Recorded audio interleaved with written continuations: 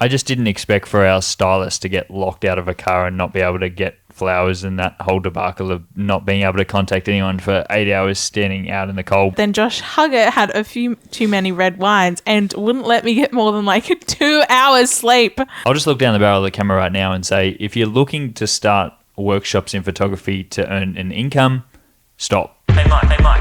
And we are live. G'day everyone, Mike Jeffrey here, and you are listening to My Creative Journey, Season 3, Episode number 15. Today is a very special episode of the podcast. You might be able to hear it if you're just listening to the audio version, but if you're watching the video version on YouTube, you may notice that I'm here with my wife, Emily, and we're doing a recap of camp photography.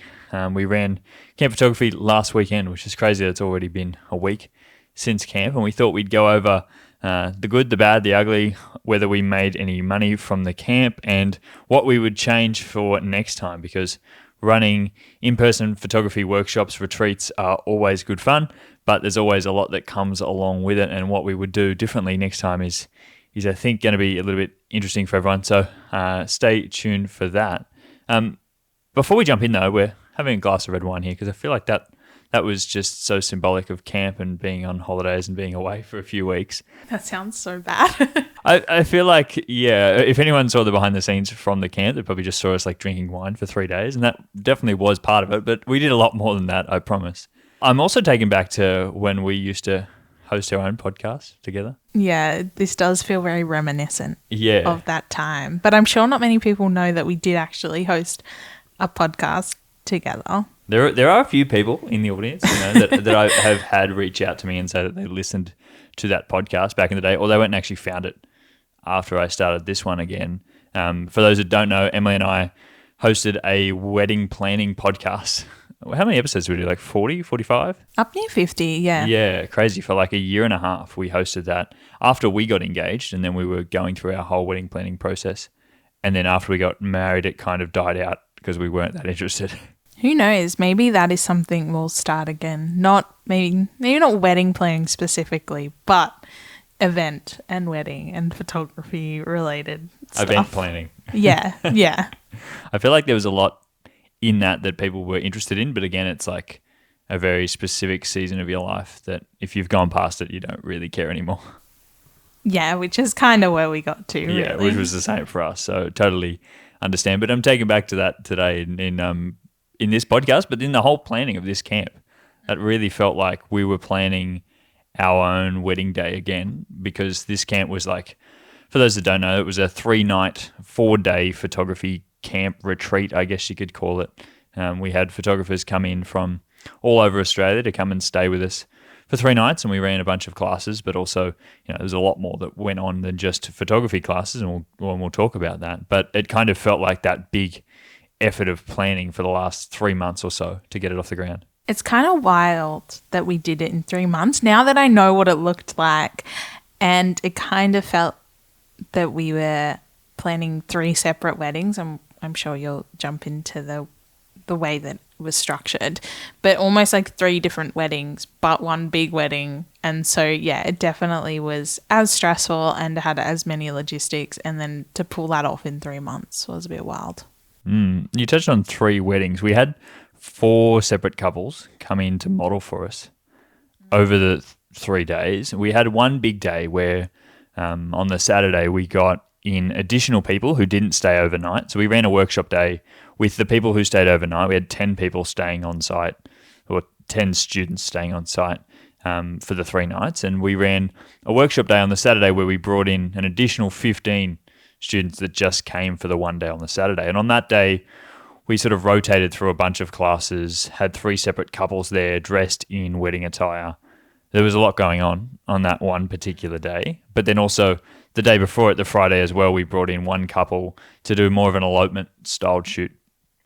So all up 4 couples over the 3 days, and it was a big undertaking to organise that part of it alone.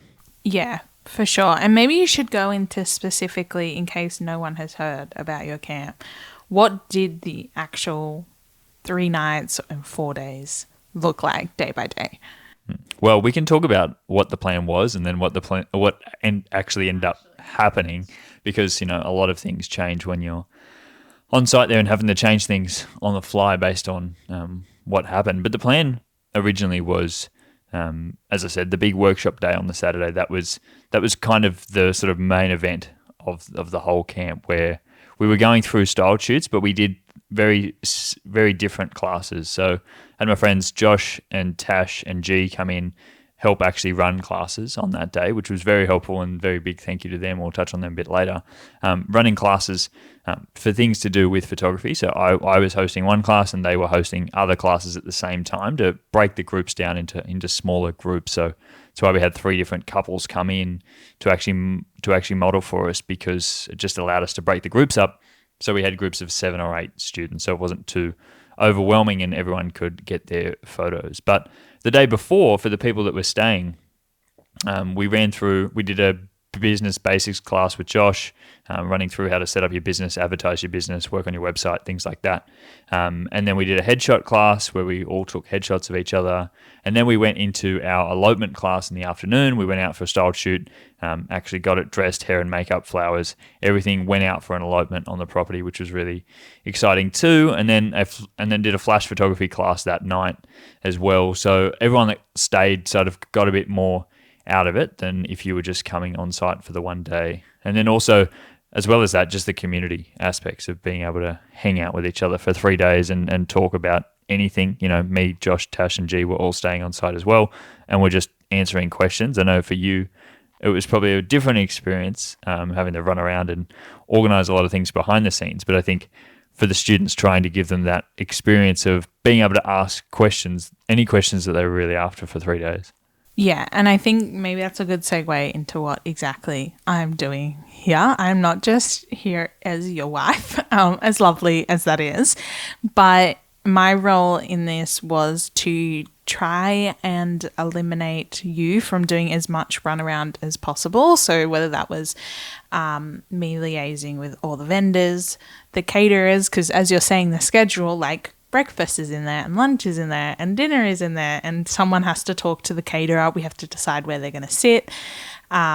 Plus also just running between the models, trying to get them dressed, making sure everything was clean and organized. It's hard to actually, as I'm saying this, it's hard to quantify what I actually did, because I literally did everything that you couldn't do. And that was, you were focusing on educating, so I had to do all the other runaround bits. It's kind of like a blur for me, because I think about the 3 days and I'm like, what actually happened? Because I was too busy like answering questions and trying to talk people through taking photos. And I'm horrible when I run workshops. I forget to actually take photos. Yeah. And I was going through my photos today and I was like, oh my gosh, I didn't actually take that many photos because I was too busy helping other people to get their own photos. So a big part of me is like I was just a blur for 3 days, but you were there organizing everything behind the scenes, and thank goodness that you were, because who knows what would have happened if we didn't have someone there running around, but you had a really good understanding of what needed to happen, because you were also very involved in the planning process as well. That's not to be understated. You did a lot for organizing the dresses, hair and makeup artists. You coordinated with most of those people, with the catering as well, to make sure that everything came in on time and everyone was there at the right place. I was just coordinating the students and making sure that they'd all actually paid to come along and we're all going to be there. But you had done a lot of the other vendors and bringing in them as well. That's why I said at the beginning it was like organizing your actual wedding day again, because there were so many moving parts, and very thankful that you were there to coordinate most of them on the days. Speaking of planning, you had done a lot before the actual camp itself. I'd been organising a lot with the students and making sure everyone's going to be there. And as much as we could have planned for it, we still weren't sure about how it was exactly going to go. There's always things that can go wrong, but also things that we were planning right up until the day before. Yeah. What were some of your thoughts going into the camp? Any hesitations that you had? Any things that you thought could possibly go wrong, or things that you thought were not planned super well? It's hard because this camp was very different from the last camp. This one had much more wedding focused and a lot more staged photo shoots. So the other one you did have couples, but the staging and the styling was not the same.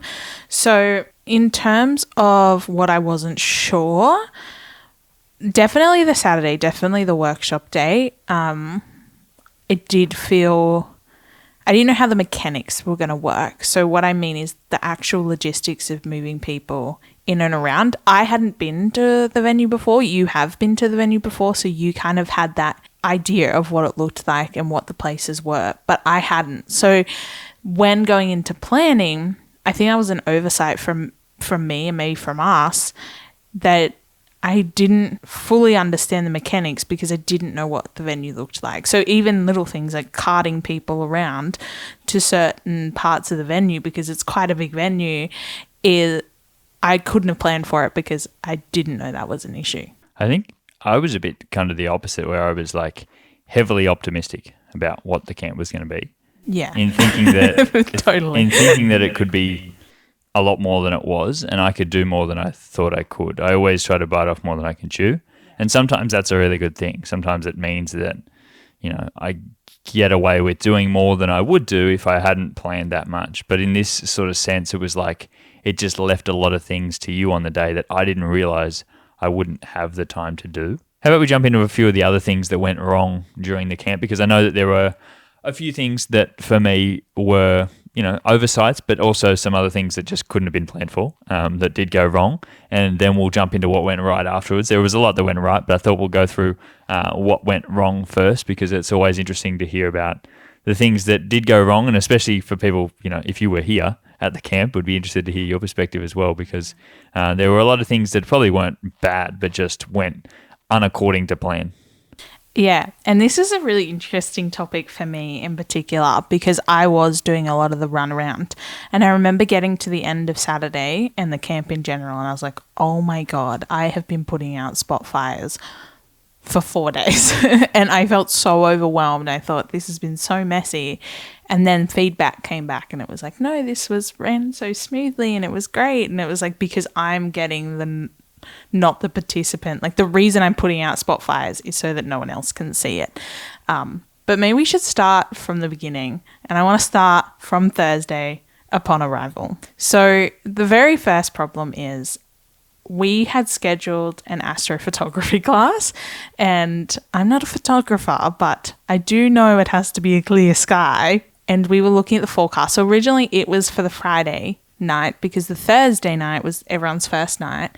And we learned from the last camp that it is so important to have icebreakers and games on that first night to really warm people up to each other. Spoiler, we didn't play games that night, and we actually didn't get to the games any of the nights. And part of that was because the only clear night where there wasn't clouds was on the first night. So we had to already change our schedule as soon as we got into camp. And we kind of prepped for that maybe 2 days before. We saw the forecast. It was moving. Obviously not ideal, but we really wanted to do that astrophotography class. We had G come in and actually teach it. So I wasn't teaching that class, and I really wanted to give him the chance to actually teach that class. And the only way to be able to do it was going to be on that first night. It was a beautiful, clear night. There wasn't a cloud in the sky.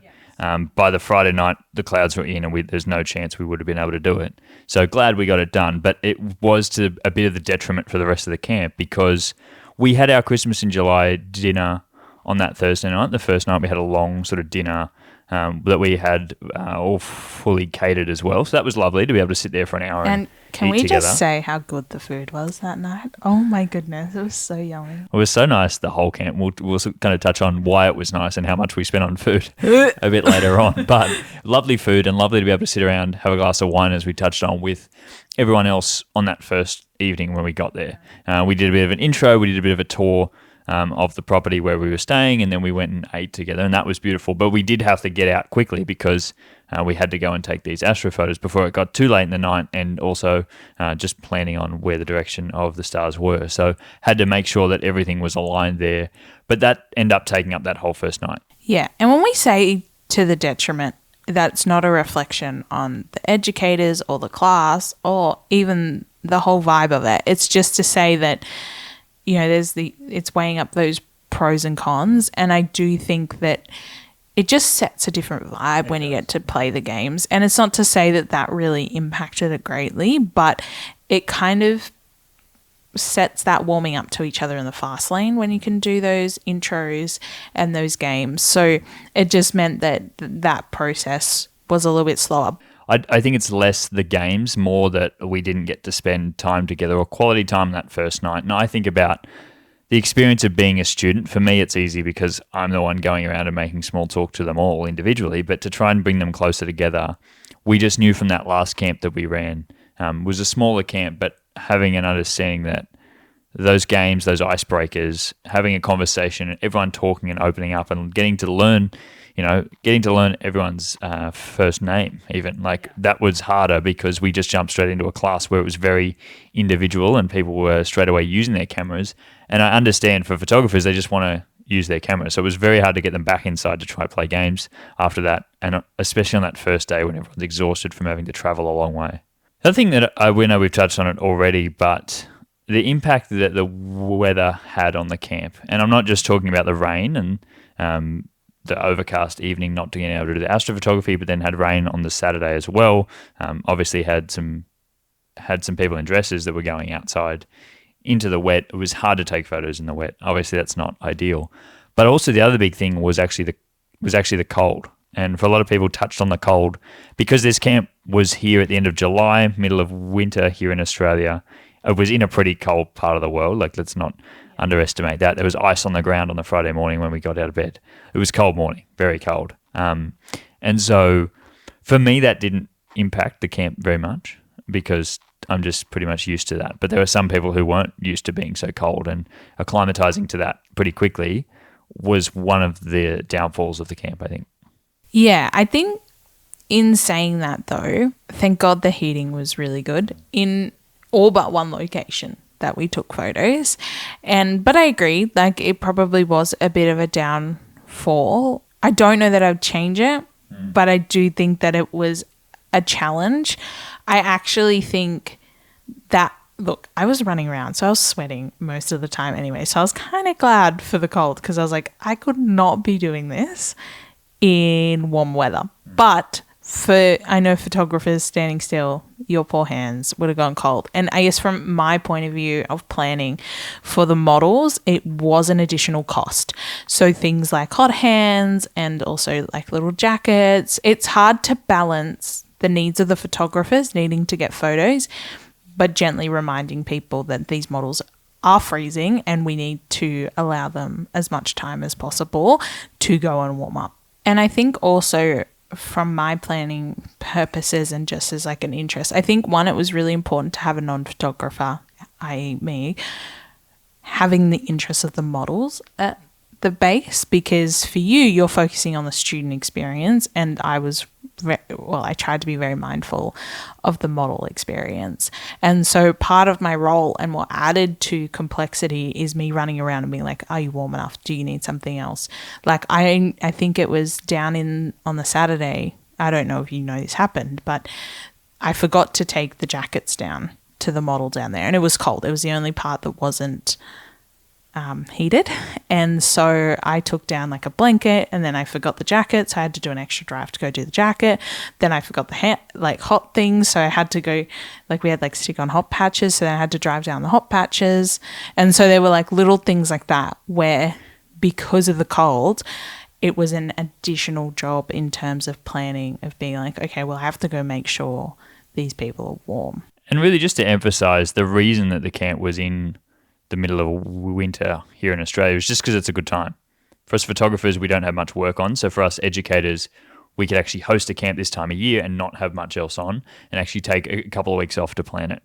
But also to actually get a wedding venue that we went to for 3 nights over a Thursday, Friday, Saturday, Sunday, that is unheard of if we went in spring. And I'm sure we'll talk about this later when we do talk about cost, but the reality is the ticket price was lower because it was in winter.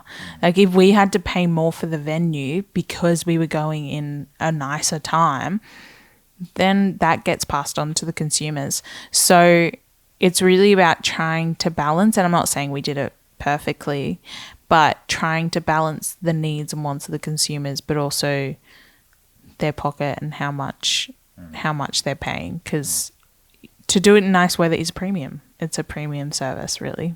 And this is also Australia that we're talking about. Like, we've thought about the other end of the year, but then you run into issues like it being too hot. If we went somewhere up too warm, it could be too humid and people start to sweat, and then you have other issues. So you're always going to have things that you're contending with no matter what time of year it is.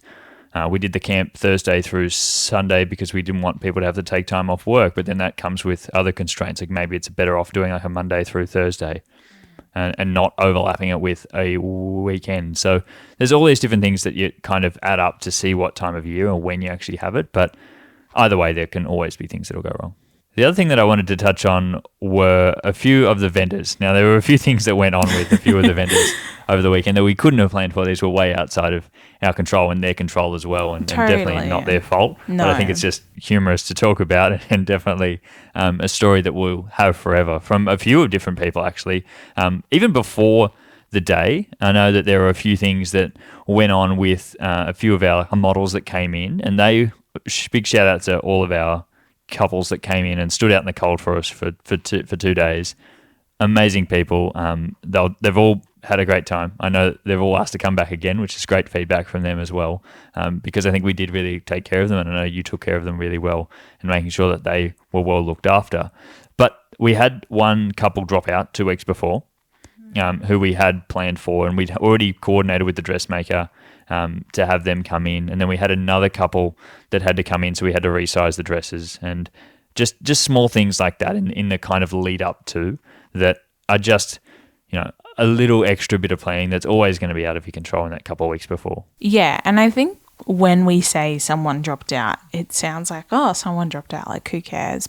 But when you're talking about printing and collateral and advertising and, I remember even like the suits and the dressmaker emailing me being like, I need the measurements. And you're like, well, I don't have a model. Like I had a model, I asked for their measurements and now they've dropped out. Like, I don't know what you want to tell you. And the struggle with that is also you don't know who's coming on board as your next model. So you can't preempt what that's going to look like, and therefore communicate that with the dress and the suits. I always get concerned about hosting any type of workshop, but especially a camp like this when it is like a full day thing, that people can just drop out. Like there isn't anything holding them to it, especially if they're just coming to help me out on the day. They can drop out. Now, the people that did drop out did have extenuating circumstances. They had issues in the family that they had to go and look after on that weekend. And so totally fine. I'm happy for people to drop out, but it's just another thing that adds to that stress in that couple of weeks before. But big shout out to the dressmaker and the suit maker as well for getting that organised. We actually had to pick up the dress a week before the camp because that's when we'd planned to go there. So we had to get everything done within that last couple of days before we picked up the dress. It all went really smoothly in the end with that, with the dresses, and we had way more dresses than we needed. They end up throwing in an extra one, and we got heaps more stuff than we ever could have asked for. But just another bit of planning thing there. But let's move on to the styling and the florist. Shout out to Gemma if she's listening to this episode right now. We love Gemma. Big shout out. Gemma did so much work on this camp. I reached out to Gemma probably 2 months ago, and we've been talking back and forth ever since. And she did most of the styling decisions. I just threw it all in her hands and just let her go wild with it. And what she came back with was absolutely incredible. Her work is amazing, but it wasn't without a few dramas on the day that she came out, but even before the day, and I hope she's okay with me telling this story, that she had agreed to come out on the Saturday of the workshop day to come and set up some styling, and then she got another inquiry for that day, and so had to move a few things around. She said, it's totally fine, I'll come out the day before and get things all set up, and then I'll go back in, do my other job that I had on the Saturday, and then come back out on the Sunday to come and pick up all the things. And I was like, if you would like to do that, totally fine. I know it's going to be more effort for you to have to drive out, come back out twice, but she really wanted to come and help us out, and I really appreciate her for that. But then just the drama that ensued on that Friday when she came out to actually do all the styling. She brought out so much stuff.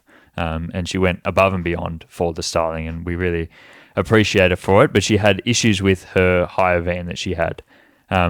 She hired a van to bring everything out because it was like 3 hours away from her house where we actually had the camp. And so she was driving it all out, and then she got like locked out of her van, and everything was inside basically once she got to camp and was starting to get everything set up.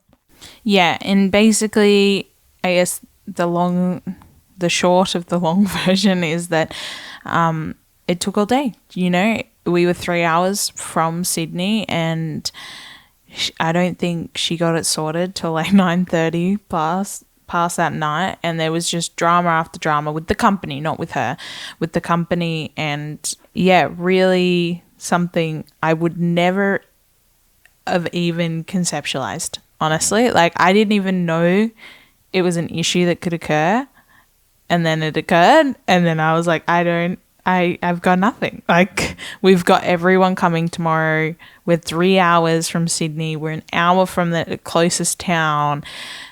We're just going to have to. And I think you do get to a point with planning anything that you're like, we're just going to have to cut our losses and wing it, basically. And I was saying to Gemma all day because she didn't have any way to contact anyone. So we had no reception yeah. at the venue, I should say we had spots of reception, which turned out to be a bigger issue than I had anticipated. The whole idea of camp photography was that we were out on a camp. Like, we were out of town. We were a long way out. But then for Gemma coming out on the day when she got locked out of a van, trying to get contact with anyone to unlock the van was just a nightmare. And she had to stand out in a small little spot out on the grass to actually make a call to people. She couldn't make a call from inside, so she was standing out in the cold. Everything she owned was in the van. So she didn't have like a jacket or anything that she wanted, and trying to do all the styling, all while she knew that she had to get back the next day for a job. And it got to like 8 p.m. that night, and she still hadn't gone yet and still haven't heard anything from anyone. Again, we're 3 hours in like rural Australia, which, if you don't know, is not the best place to be driving at night. Like, it is risky. And so you ideally don't want to be doing that. You can, but it's not great. Yeah. And I was just like to Gemma, you have to go home because you've got to do your job the next day. Like, ours was a camp, and while we were like, this was like real for us, it's not a real day. And I was kind of telling her, like, you just have to find a way to get yourself back home and get to your event tomorrow that you've got to do the styling for, and we'll take care of the rest. If we don't get it all styled, we were at a point where we didn't think we would have half the styling done for the next day, and we were just going to have to be okay with that. Eventually, it all worked out okay. We got everything unlocked. Gemma had to go home and do the rest of her styling, but we got half of the stuff out of the van and got it all like set up the next morning. Just another thing that added to everything that we had to do. We had some great helpers on board. Everyone that was at the camp came and helped us, which was really nice. So really thankful that we got it all done. But just another one of those stories that we'll always tell about, you know, having a hire van, getting locked out of the van, having all the flowers. Like, we thought all these flowers were just going to go off in the van because they were just going to get stuck in there for 3 nights and we were never going to be able to use them. Yeah, and I think it's worth pointing out at this point that, like, it's funny to laugh about, and like, you can be like, what a weird thing. And like, even Gemma would say that, like, you know, oh my God, I can't believe this has happened. We'll talk about this story for ages to come. But I think we've got to remember that this is a person's livelihood at the end of the day. Like, we're talking thousands of dollars of flowers.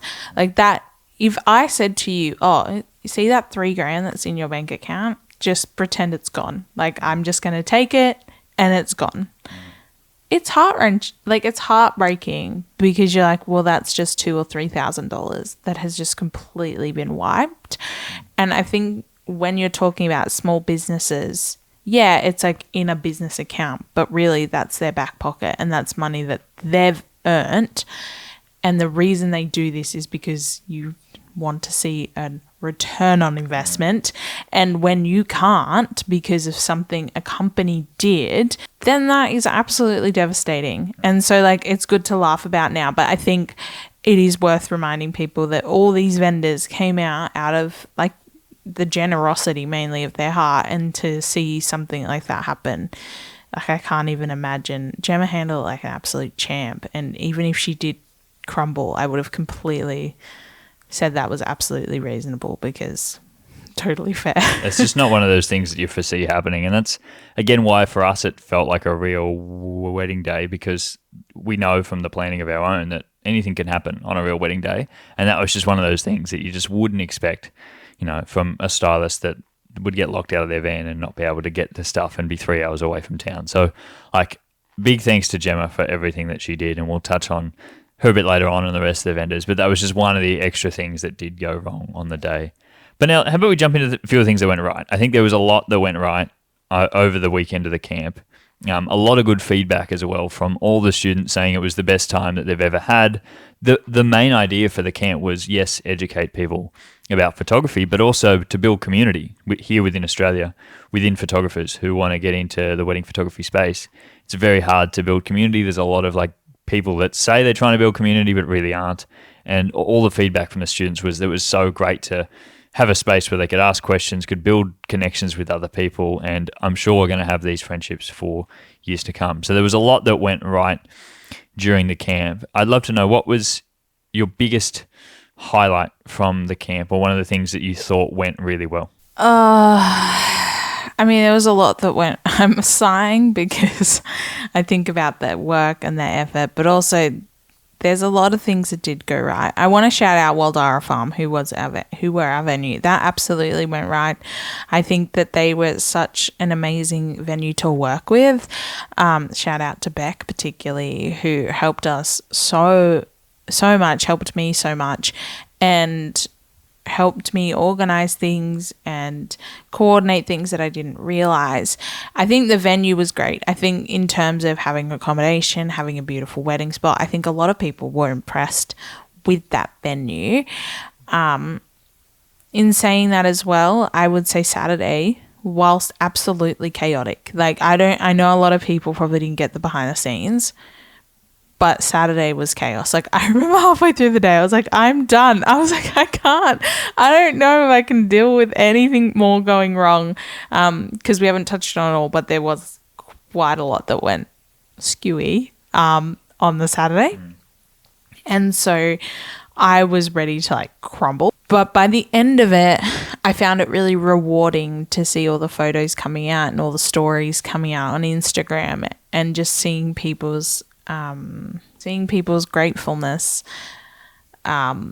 for how it went and what the photos they got, and then seeing absolutely stunning photos that were produced not only for the couples, for the photographers, and also for the vendors as well. I think it looks, on our end, it seemed chaotic, and I even felt chaotic. I wouldn't have even been close to what you were feeling, but then to hear stories from the students that they had a great time, and this was kind of the thing, all of the students, a lot of the feedback we got, that it was great to get so many different range of portfolio images, and also to try a range of different things. The classes were very varied throughout the day. I had a class on venue styling and details and how to get bridal hair and makeup photos, to then an outdoor creative portraiture for photo shoot, to I did an off-camera flash class, to Josh running a hybrid photo video class, to Tash running a behind the scenes how to create content class.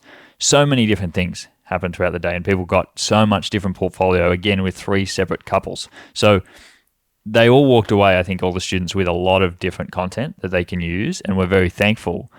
But in order to do that, we had to run ourselves into the ground to be able to get all of those things happening and coordinate how they would all switch.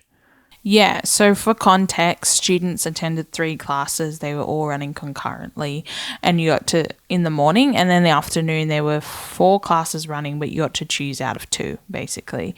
So everyone got 5 different classes, which maybe we'll talk on in reflections we would never do again. I'm sorry, I know people enjoyed it, but we could never do it the same way again. But it was lovely seeing people be really happy with it, seeing even the models be really, for me at least, seeing the models and the vendors, because that's who I was working with right up until the day, being really happy with it was really satisfying for me, and just being like, wow, we absolutely ran ourselves into the ground, but people enjoyed it, so at least it accomplished what we wanted it to.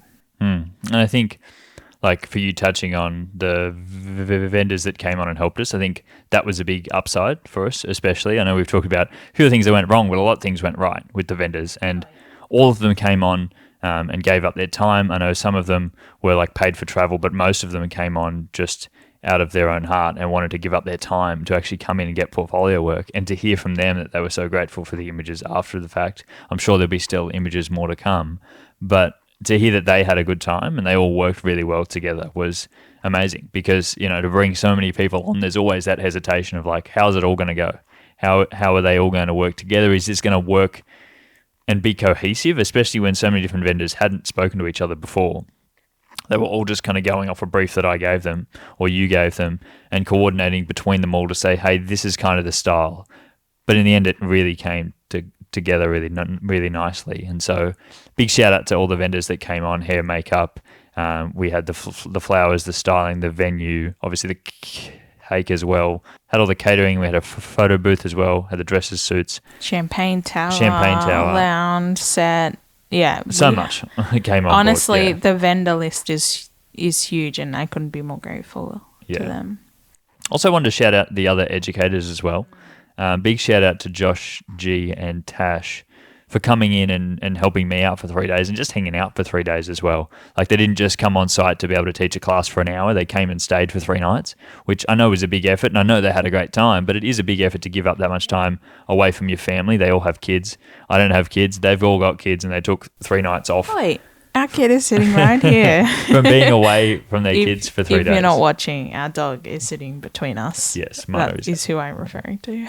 She had a hard time having to be away from us for 3 days. But big shout out to all those 3 for coming on. And I think that was one of the big upsides for the camp, was having those 3 guys on to come and talk about their respective areas, but also the way that they do things. And we all, I think, agreed that we all do things very differently. At the end of the camp, we all agreed that we have our own unique style, and that's what made this camp very special. We weren't all like 4 people talking from the same perspective of the way that we do things. But basically every question that we got asked, we all had 4 different answers to, which I think is really special, because I love telling people that there's more than one way to do things. And just because this is the way that I do something doesn't mean it's going to work for you. And having all 4 of them, all 4 of us there to answer questions and speak on what we do and to give classes about the way that we do things, I think was really cool for the students to be able to experience that. But also, with that said, it was hard to coordinate, because I would have done things very differently, and I'm sure they would do things very differently their own way. So it was a good creative challenge for us all to be able to work together over the 3 days, and I think it came off really nicely. And also nice to hang out with all the students as well. I want to give a big shout out to all the students that came along, because at the end of it, we didn't really feel like they were students. They were just all our friends. Hanging out for 3 nights was lovely. And they all said that they'd probably stay for an extra night as well if they could, and I'm sure I would have too. It was just a great time to hang out with everyone. It was a whole heap of fun to be there and be hanging out for 3 days. And I think that was a big part of what we did in actually getting people on board, was having an application process for people to apply to come along. We didn't just have this open thing where you could actually pay and just come. You had to apply to come. And so everyone that came along was chosen to be there. And I'm very grateful that we got a really good group. And I think that does come down to having the application process. And a lot of people ask me why I did the application process, because it does slow the whole thing down of having to go through applications, having to having to email people again to say that they've been successful, and then wait for them to actually pay me. And both times we have had people drop out, not pay or whatever, and then that just creates a logistical nightmare on our end. So it definitely isn't the path of least resistance. It definitely takes more effort, but I think what you get from it is a much better group. And you can tell by the applications. I think a lot of people are surprised. They're like, well, how do you know by the applications of who to invite? And you can always tell. There are some people that won't put any effort into an application and will just say, I'd like to come. And that will be all they'll say. And to me, that's like a big flag to say that they're not really as invested as someone who's going to spend 10 minutes and put an essay down. And I'm not saying that you've got to put time in, but I want to know who I'm going to be staying in a house with for 3 nights. And for everyone else as well. And also, I want to say with the application process, it's really important for us, because I did help you go through the application process as well, is like knowing what level everyone's at, because making sure everyone's at a similar-ish level really helps everyone feel more comfortable, because they're not trying to feel like they're competing against really seasoned pros, but they're also not competing against people who maybe have no experience. And so it allows a bit more of a level playing field, but also allow people to connect, that they're all the same. And that's also important for networking as well, to be like, these are people who you're going to see in the industry around you who are going to grow with you. And we ask a lot of questions on the application form, but we don't really like use a heap of them to determine who comes or not. It's just for our own interest about who's applying, where are they from, how old are they. But the one thing we did use to sort of choose who would come was experience. And like you said, we did exclude people who were way too experienced for this camp. Like, this camp was for people wanting to get into starting wedding photography, and there were people who applied who'd done over 100 before. And it just, we wouldn't have felt comfortable with them being there around people that were just starting, just because we didn't want them to feel like that they were like a hindrance, or people weren't able to ask certain questions because they would be below other people. Totally. And it's not fair for those people applying either, because that was the other thing. I remember this person, there were a couple of people that had really good applications, but they were quite experienced. And we had this discussion about do we, don't we? And we ended up not accepting them, but purely because it was like, we don't want you spending money on something that you're not going to get value out of. And that's where the whole advertising of the camp was hard, because we hadn't done something to this scale before, and to try to pinpoint who it was exactly for was hard in our marketing.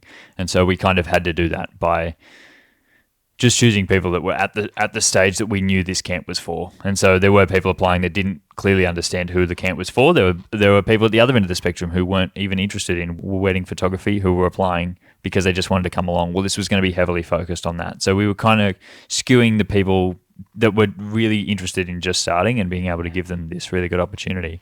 But how about we jump into the actual price point? I think a lot of people are interested about whether we actually made any money on this camp or not. And the price point as well, for people being overseas listening to this episode, if you're not from Australia, the price point probably seems crazy. But for here in Australia, the prices that we can charge are very much different to the rest of the world. And we've worked that out, having advertised a few camps now between me and a few other people in the industry here in Australia. And especially, as we said, that we're not going for a super experienced, high-level type of camp. These are people that are just starting out. And so the price point, for anyone that doesn't know, for 3 nights, it was 1,500 Australian dollars to come and stay for the 3 nights. Yeah, so 1,500 Australian dollars, and then 400 for the day. Yeah. So that was the workshop day. So that was just the Saturday to come from, I think it was 10 till 5. So not for about 7 hours. The whole camp included obviously 3 nights of accommodation, included all them like meals for 3 days. If you wanted to catch the bus as well, that was included. All the extra bags. Everyone got like a hoodie as well. We decided to throw those in because we knew it was going to be cold. Everyone got a hoodie. You may have seen that online. And it included like all the styling, obviously, like all those styled photo shoots, all the models, everything. So yeah, 1,500. You can take a guess if we made a lot or didn't make much. Yeah, I think I was going through the budget just before, and really we didn't scrape out much ahead. And really, when you consider how much time we put into this, we really didn't make anything on it. I think when people add it up, they think that hosting workshops or hosting camps like this is a good thing to do. Like, you're going to be able to earn a lot from them. And realistically, from the price that we sold for, like if you just look at income collected from people that came along, like really, we had 10 people staying at like 1,500 each. We then had another like 15 people come in for the one day at like 400 each. So you're looking around like $22,000, $23,000 for 3 days, which is pretty good, realistically. Yeah. But then you've got to think about the expenses to actually host something like this. And we spoke about how good the food was before. We spent up near $8,000 all up over the 3 days for all the different food items that we had, 3 meals a day plus snacks.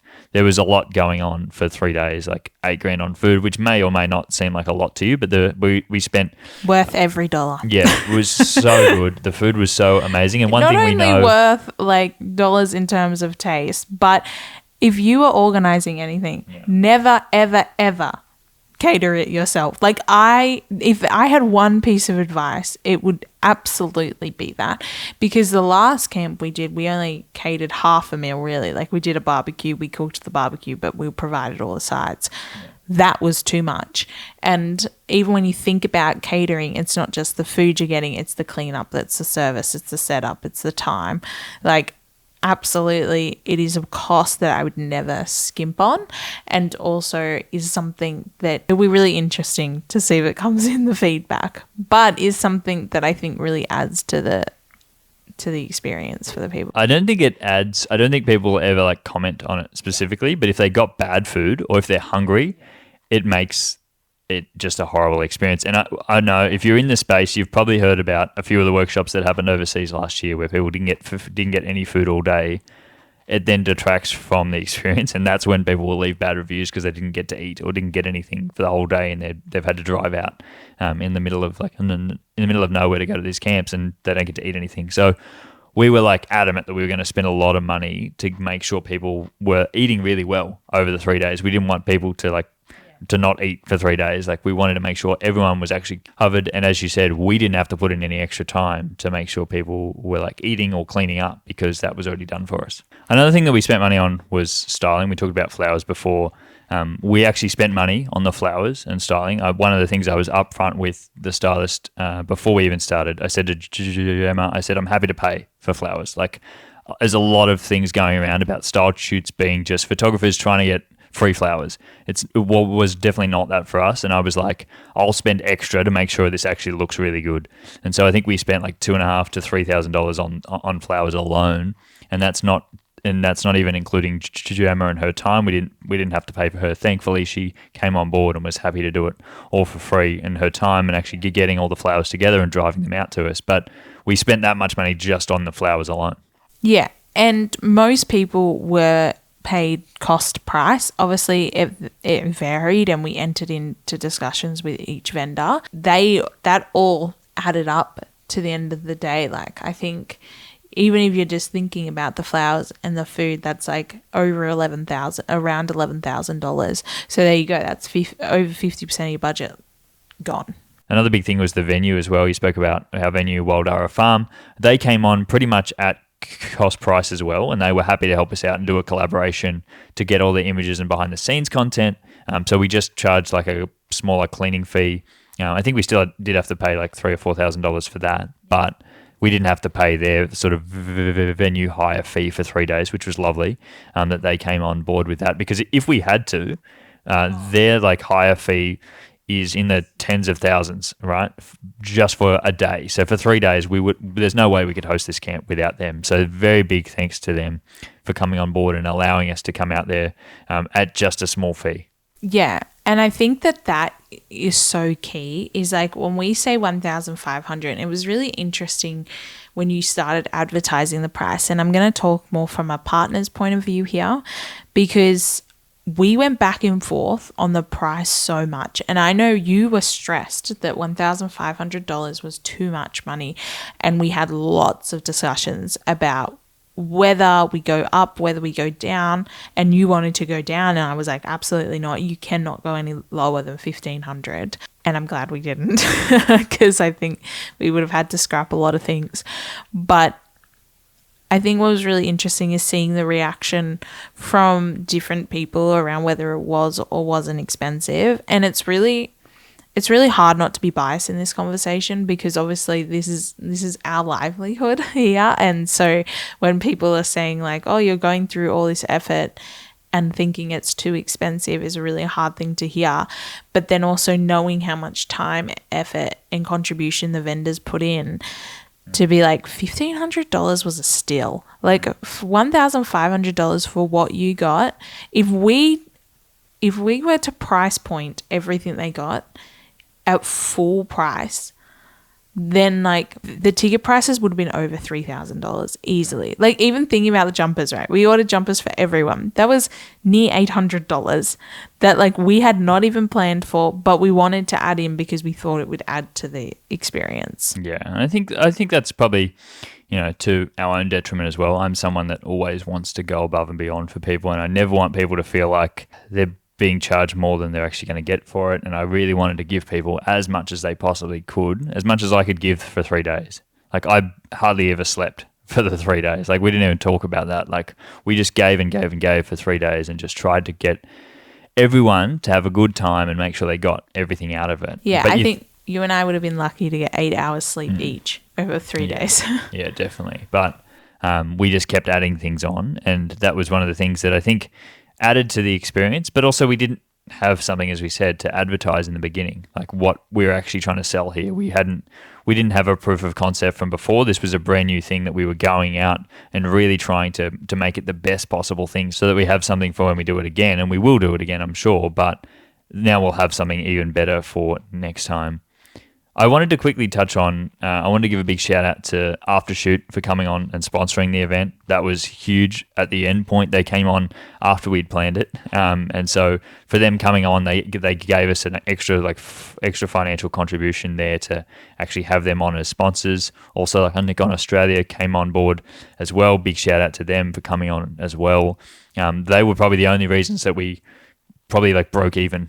We wouldn't have broken even without those two sponsors on board. We would have spent way more than what we charged, and in hindsight we probably could have charged more for this camp, but we just wanted to give everyone the best possible experience and not feel like we were charging too much. So one thing that I wanted to ask you is our last camp was priced at around 650 Australian dollars. That included 2 nights, so not 3.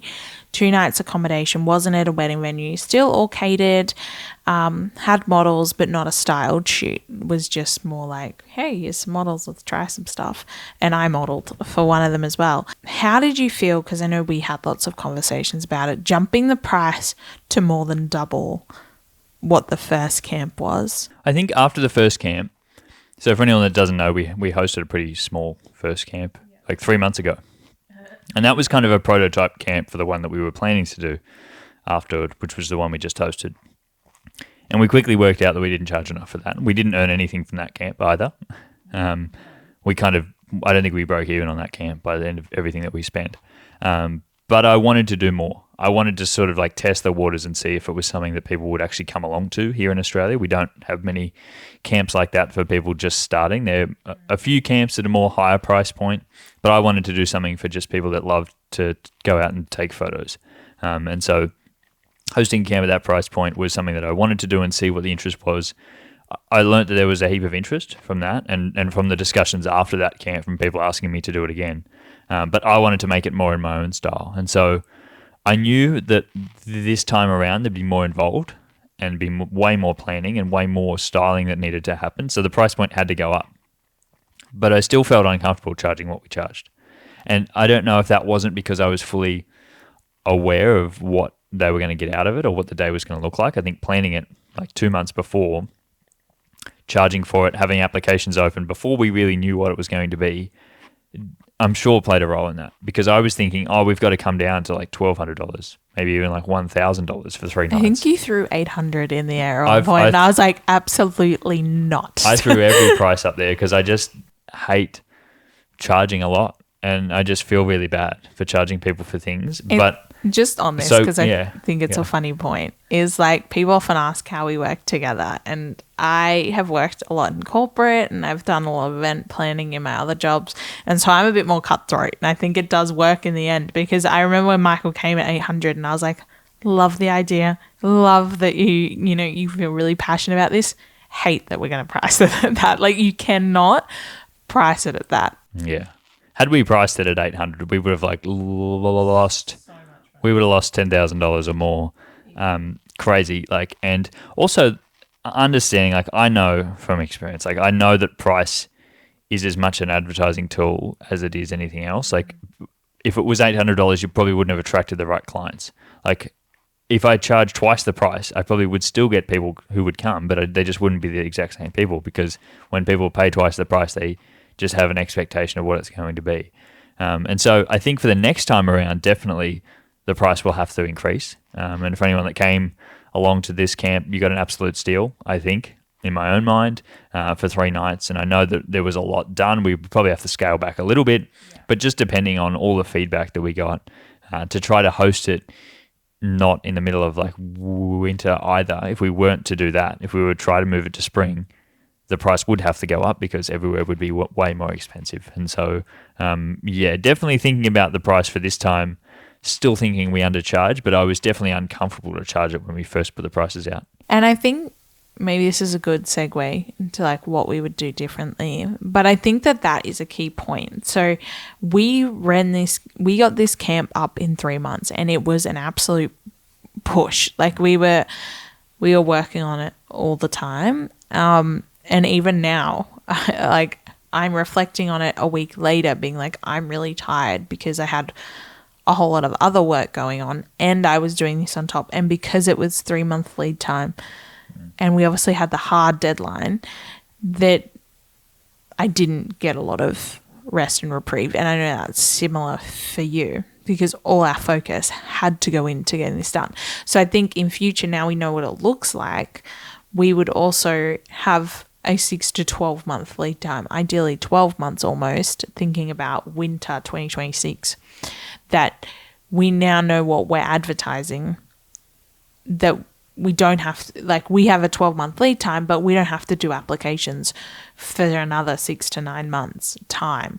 So that then allows us the opportunity to feel more comfortable in pricing it a lot higher. Like I think it's going to be obvious if you're listening to this podcast, the price is going to be a lot higher the next time.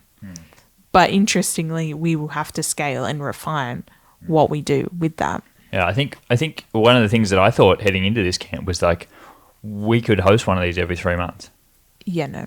And now on reflection, walking away from it, as rewarding as it was, like it was amazing to get that much community together. Yeah. I had a great time for over 3 or 4 nights, but it was a lot of work. And there's no way you could do that every 3 months.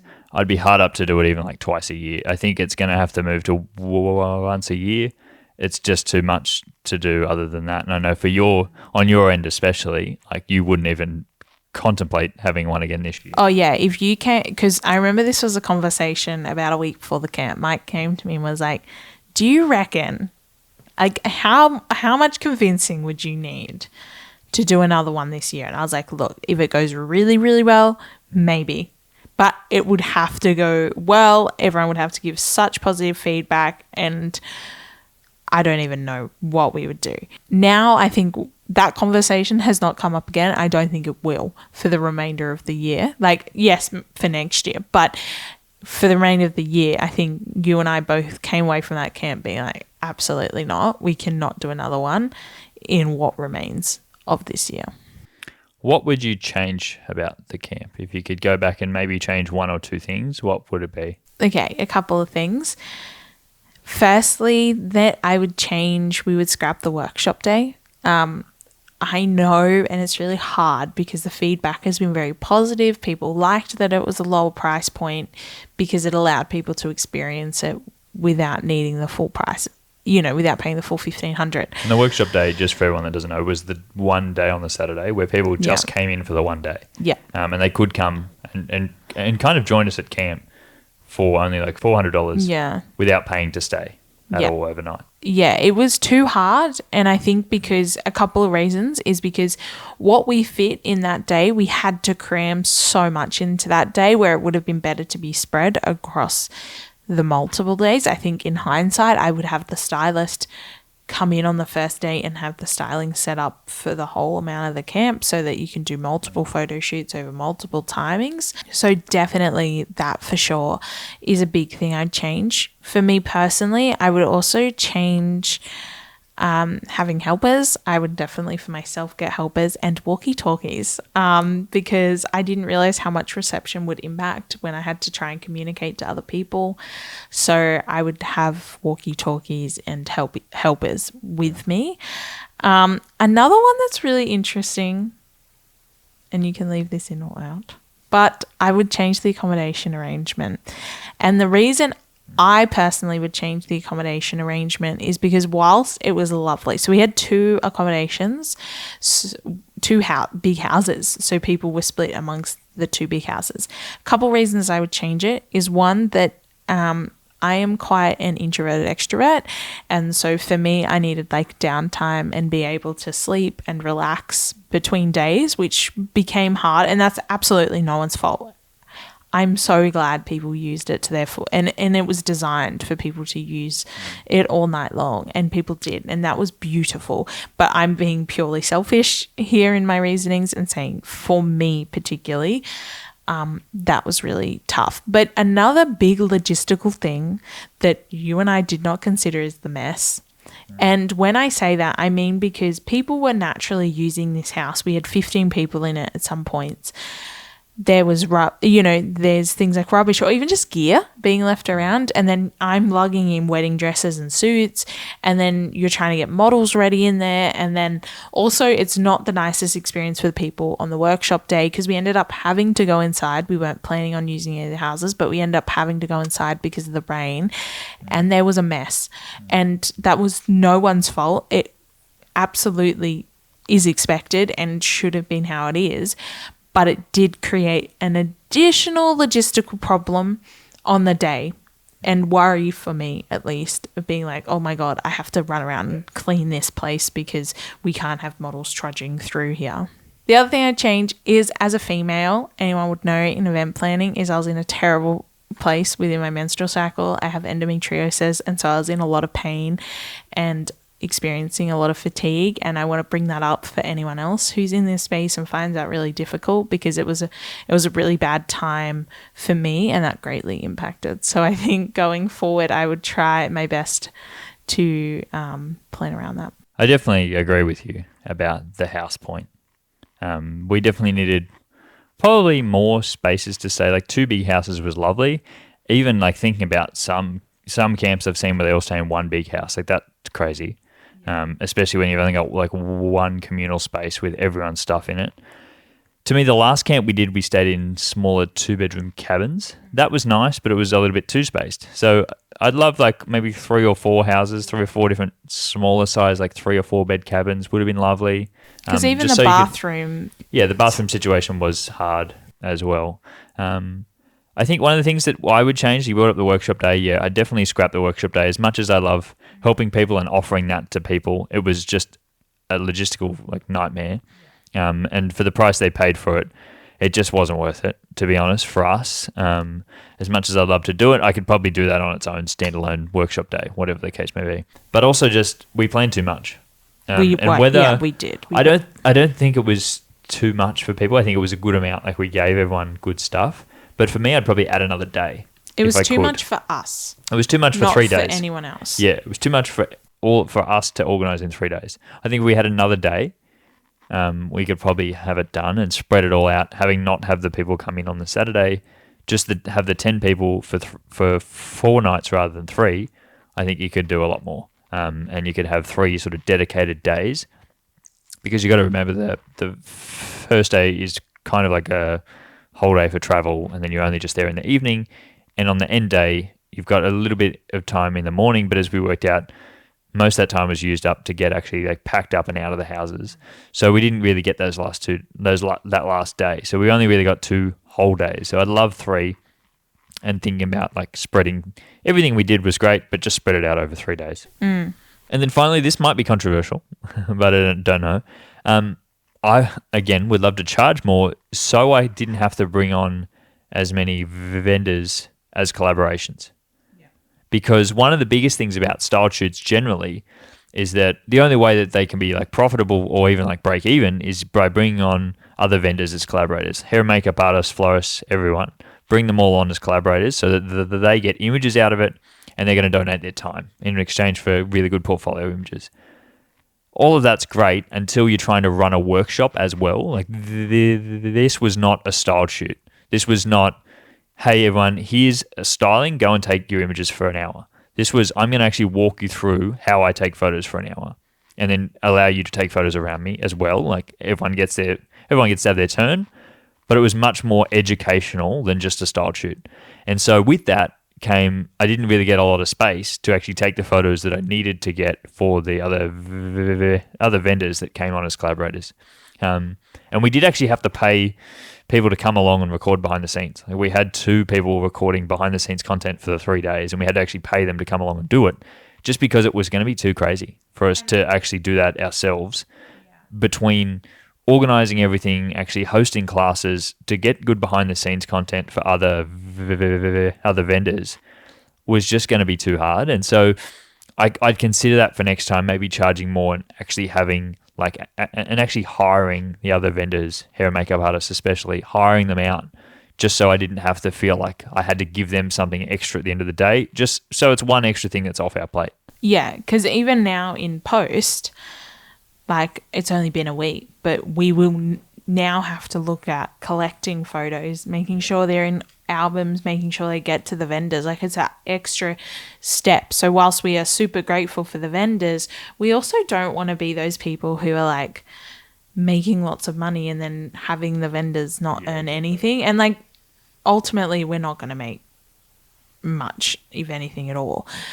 So it comes out in the wash. But it's those little things of like now in post, it's like more work we have to do because we did do collaborations. The people who were paying or the ticket price doesn't include that time. I'll just stare down the barrel of the camera now and say, if you're looking to make money in photography, hosting workshops is not the way to go about it. You're not going to make a lot in workshops, right? Like it's not something that you do to earn your big income. You'd have to host a heap a year and it would be the only thing you would ever do.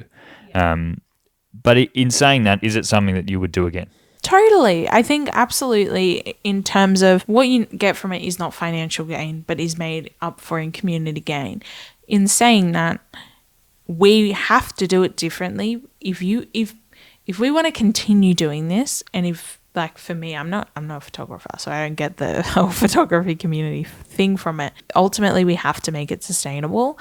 And so, yeah, I would do it again. But every time we do it, we are working on making it more sustainable for us. And that means earning an income that can actually pay for our time to organise it. I don't need to walk away thousands of dollars in profit here, but it's just to actually cover our time that we had to take off work to go along to the camp. That's not even to talk about the other educators that were there. Like big shout out to Josh, G and Tash, who just came and actually gave up their time to be there. Like a lot of people don't know that they weren't being paid to be there and they gave up their time and their expertise to help people absolutely for free. And basically that was us as well. By the end of the day, like we're not being paid to be there. We just really want to see this community thrive and really want to see actually continue to create these events that we just don't have. And we're happy to do that at like just to be able to break even. But we've all got to take time off our own work to be able to have that done. So if we could at least get to that point where we can have time off our own work but still organise these, that would be amazing. But now the next one has to be more sustainable and more break even than the one that we just had. So that I think going forward, and you say we're doing it again, absolutely we'll do it again. It'll be an interesting journey of what that next one looks like and how we get to that point. Any ideas where the next one will be? Well, we have had an idea. I'm not going to say it yet. It's going to be in Australia, the next one, but that's not to say we are not looking abroad to see what we can do abroad at the moment. We're currently, obviously our brains need a break right now, but we are definitely thinking about what the next, say, 2 years looks like, both in Australia and internationally. So if you do have an idea where we should go internationally, you should let us know. Please do. We're definitely thinking about an international camp photography. Very sooner rather than later. Yeah, get a lot of people asking. So if you're listening to this conversation and you'd love us to come somewhere, let us know. But also Australia next year, definitely trying to make it something that happens every year. Looking to go somewhere a bit warmer next year. Probably July again because it just works well. As we said, for timing for everyone is off that time of year, so it works. But we can definitely go somewhere that's a bit warmer in Australia, not somewhere so cold next time. Maybe an extra night as well. Who knows? Definitely. I think, as you said, it's not about adding more to the schedule. It's about spreading the schedule. But yeah, definitely. I think next year we're looking for somewhere warmer in the winter, which will be fun. And I'll leave the link to join the waitlist for the camp in the description of this episode. If you want to go down there and sign up your email to be notified when the next camp gets announced, you can come along and apply to come along to the next camp that we have, but also other workshops that I host as well. And if you're still here at the end of the episode, I hope you enjoyed it, and I will speak to you all again in the next episode. This one may be the last episode of season 3, I think, at this point. I might be coming back with a new season pretty soon. I need to rejig a few things with the podcast, but I hope you enjoyed this season of the podcast, and I will definitely be back again soon. Bye. High five. Yeah. Boy. Oh, okay. I need